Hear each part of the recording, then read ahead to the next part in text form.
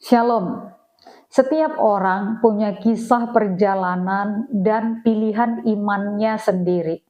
Saat ini kita akan dengarkan sebuah kesaksian tentang perjalanan iman seseorang. Perkenalkan, nama saya Kahfi. Saya adalah anak ketiga dari 3 bersaudara. Saya bungsu, anak laki-laki satu-satunya dalam keluarga tentunya ya. Iya, kisah hidup saya dimulai, saya lahir di tanggal 17 Januari 2008. Sebagian besar masa hidup saya gitu kan, kisah hidup saya memang habis di pesantren gitu. Saya pesantren juga bukan hanya di satu tempat, tapi di 7 tempat pondok pesantren di berbagai daerah. Jadi ini awal mulanya kenapa saya bisa mulai gitu mempertanyakan kemana arah saya itu ya. Jadi saya menukil salah satu statement. Jadi ketika pesantren juga ya ketemu statement ulama yang namanya Imam Ibnu Arabi gitu, dengan pernyataannya, "Man arafa nafsahu faqad arafa rabbahu," barang siapa mengenal dirinya akan mengenal Tuhannya. Begitu. Dan justru itu titik mulainya gitu ya. Ya lu kalau kenal diri lu ya lu bakal kenal Tuhan lu gitu. Kok bisa gitu? Kok bisa? Kenapa? Kok kenal diri sama aja kenal Tuhan? Maksudnya kayak gimana gitu? Akhirnya saya mulai mencari, mulai mengkaji dari maksud statement ulama, dari perkataan ulama, dari ilmu-ilmu syariat. Dan sebenarnya kalau kita mau tahu ilmu syariat dalam keislaman tuh sebenarnya semuanya baik. Tetap aja berbicara keislaman tuh banyak sekali hal-hal yang baik di sana.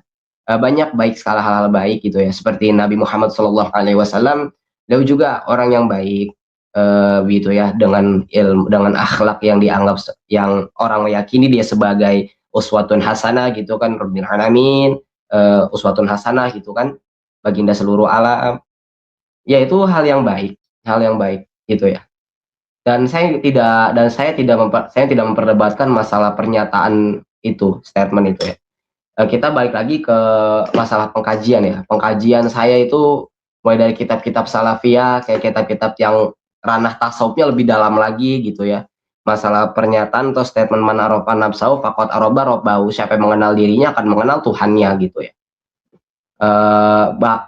Akhirnya saya iseng gitu. Saya iseng buat mencari itu, saya beli saya baca Alkitab malah mulai di situ. Saya mulai baca Alkitab gitu ya. Mulai membaca Alkitab gitu kan, dan di situ saya bergumul juga memperbandingkan juga ya, baca Alkitab di mulai Kejadian itu, begini, pada mulanya Allah menciptakan manusia serupa dan segambar dengan Allah gitu loh. Saya kaget ya, saya kaget saya kaget gitu ketika baca hal itu, kayak, loh kok saya jadi ingat statementnya Imam Ibnu Arabi ya, perkataan man arafa nafsahu faqad arafa rabbahu itu. Saya kena kayak, loh kok apa ini kali maksud? Cuman saat itu saya masih denial ya, bahasanya saya masih denial. Saya masih mikir, kebetulan doang gitu. Kebetulan doang, ya udahlah, biarin aja gitu. Biarin aja. Itu saya buka itu karena iseng aja tuh, iseng gitu ya, download di aplikasi, iseng gitu, baca Kejadian, ya ketemunya ayat itu. Cuman saya denial, saya menolak pernyataan itu, menolak ya, karena ya nggak mungkin. Saya masih berpikir, saya masih membawa fanatisme saya gitu. Masa iya sih gitu. Masa iya sih, apa yang diucapkan Imam Ibnu Arabi itu ya itu ke dalam Alkitab, kan nggak mungkin gitu loh. Ya akhirnya belajar lebih dalam gitu ya, dengan hati yang masih bergumul gitu, dengan rasa hampa, karena sekali lagi karena saya bukan orang yang gampang menerima. Setelah saya renungkan, setelah saya pernyataan dalam Alkitab dan coba perbandingkan antara statement Imam Ibnu Arabi itu, buat saya ini dalam maknanya. Saya kok dalam hati kok kok saya bisa nerima ya. Menurut saya apa yang dimasukin itu, menurut saya kok jawaban saya itu masa statement ini tuh kenapa di dalam Alkitab ketemunya? Kenapa dalam Alkitab? Akhirnya ya udahlah, saya belajar di Alkitab tuh, Alkitabnya online ya, Alkitab fisik, bukan Alkitab fisik. Jadi Alkitabnya Alkitab, Alkitab ini HP ya, Alkitab handphone gitu ya. Saya mempelajari, saya coba baca-baca gitu ya, dengan rasa hati-hati gitu ya, dengan rasa hati-hati baca, walaupun sejatinya saya nggak ngerti. Cuman saat itu saya berawal dari pernyataan dalam kitab Kejadian itu itu membawa saya membaca Alkitab gitu. Mencoba untuk meng-compare gitu ya, mencoba untuk mengkomparasikan, memperbandingkan, ya mencoba untuk mempelajari sedikit demi sedikit bagaimana teologi dalam konsep ketuhanan dalam iman kekristenan gitu ya. Contoh, saya kaget juga situ ternyata ada kata Allah di situ tuh, kata alif lam lam ha itu kata Allah, kata Allah gitu ya. Itu saya kaget juga di situ. Ya, kok orang Kristen pakai Allah ya? Kok orang Kristen pakai Allah kenapa pakainya ini gitu?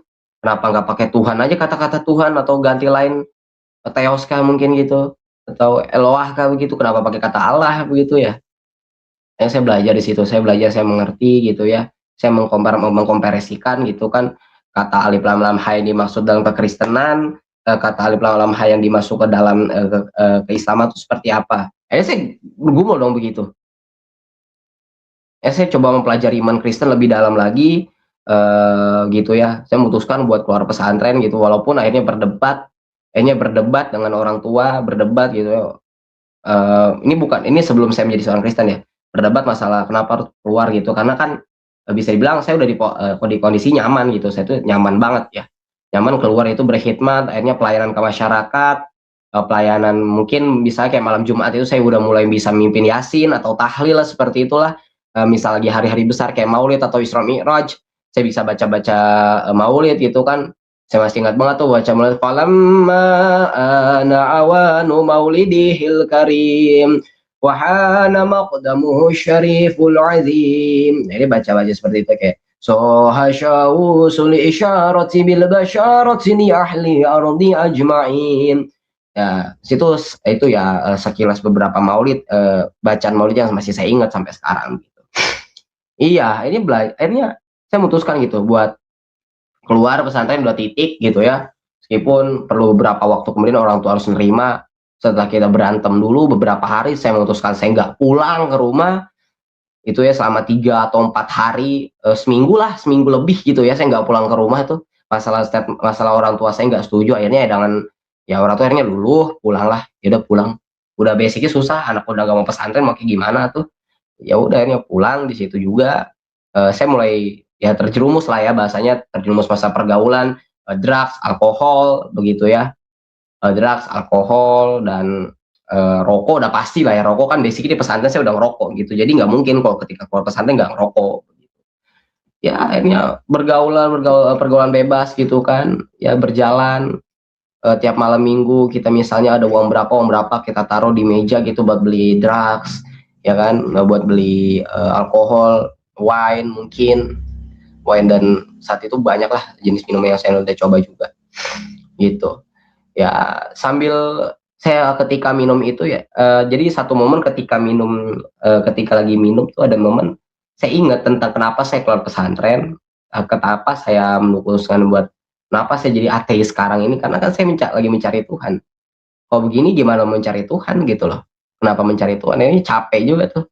Ini capek juga, berjalan kan kayak keluar pesantren kok jadi anak yang amburadul gitu kan, begajul lah bahasanya ya, doyan minum, doyan ini itu ya.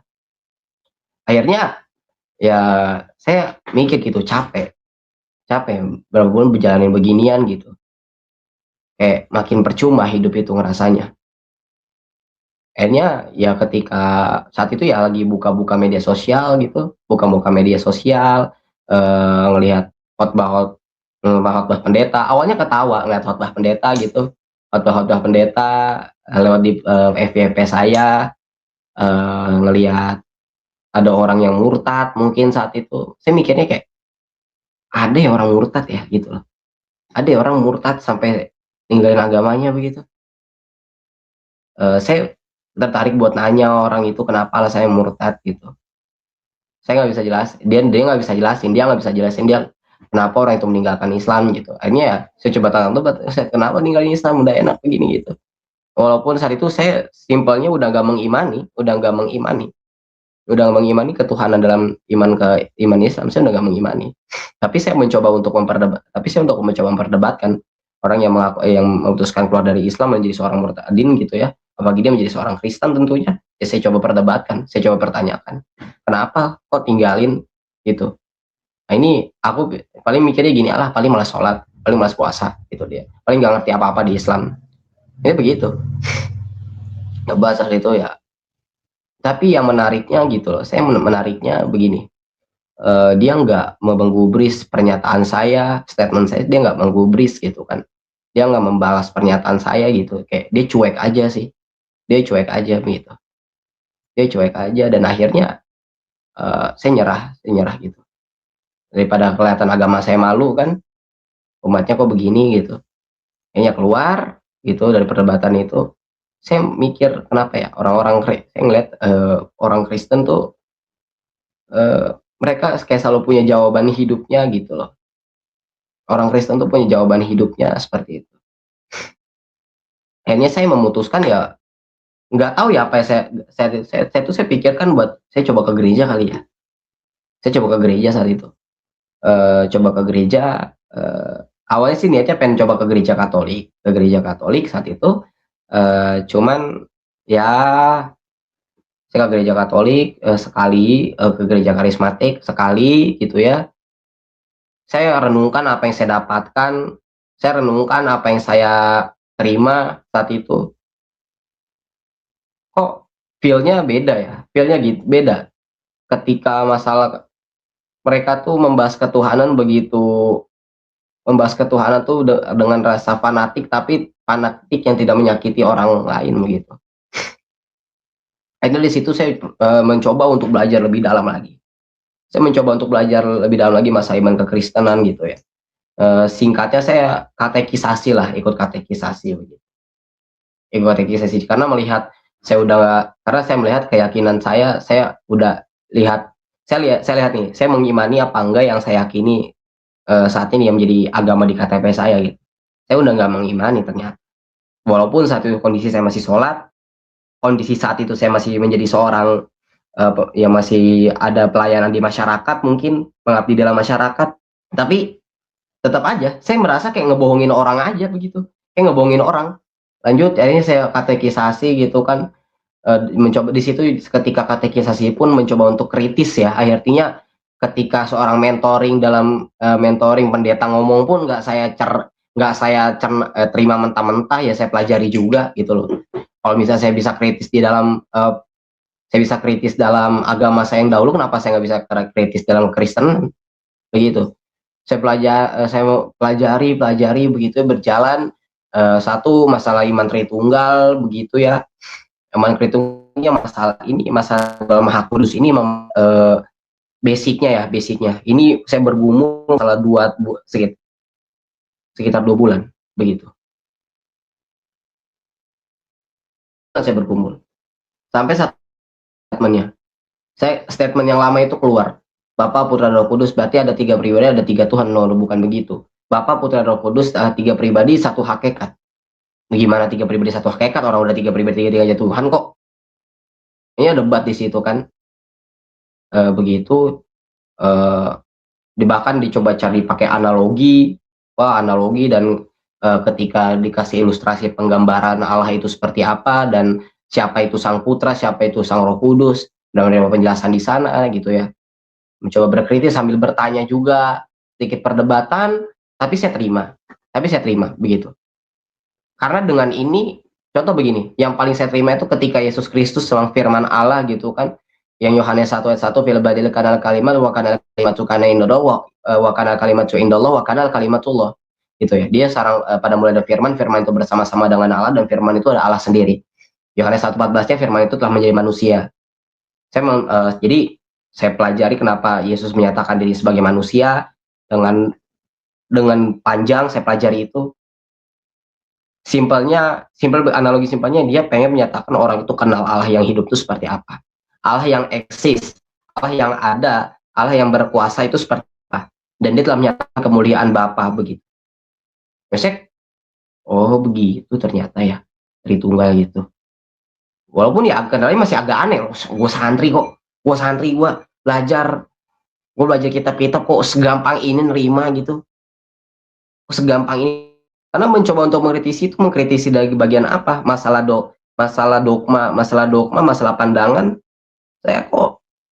menurut saya benar itu dia.